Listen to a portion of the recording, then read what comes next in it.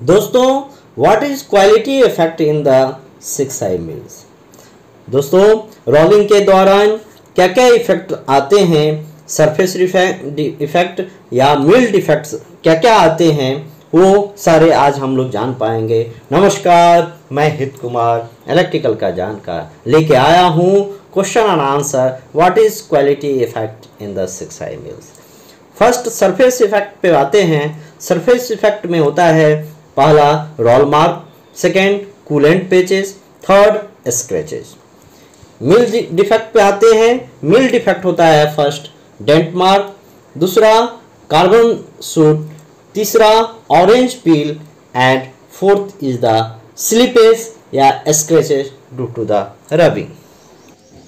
Fifth waviness, sixth right, seventh centre buckling, at quarter buckling, 9 chain type bucket and 10th is sliver. फिर मिलेंगे next video में question and answer के साथ। तब तक के लिए नमस्कार।